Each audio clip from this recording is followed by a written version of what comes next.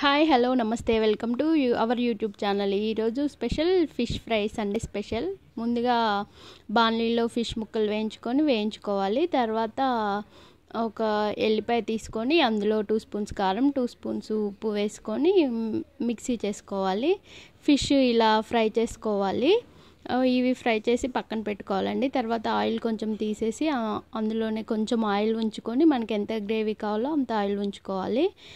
కొంచెం ఆయిల్ ఎక్కువ తింటే ఎక్కువగా ఉంచుకోవచ్చు. నేనైతే కొంచెమే ఉంచాను. కరివేపాకు వేసి వేయించుకొని ఫిష్ ముక్కలు వేసుకొని స్టవ్ ఆఫ్ చేసుకోవాలి. తర్వాత ఎల్లిపాయ కారం వేసుకోవాలండి. ఫిష్ ముందుగా కొంచెం తడి లేకుండా తుడుచుకోవాలండి, లేకపోతే అవి ఇట్లా ఆయిల్ అంతా పైకి మొత్తం చిట్లుతూ ఉంటుంది. తర్వాత ఇలా కొంచెం ఎల్లిపాయ కారం వేసుకున్న తర్వాత కొంచెం ధనియాల పొడి వేసుకోవాలి.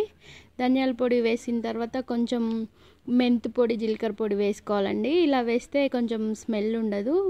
స్టవ్ ఆఫ్ చేసుకోవాలి. ఇదంతా ఇలా మొత్తం కలుపుకుంటే వేడి వేడి ఫిష్ ఫ్రై రెడీ.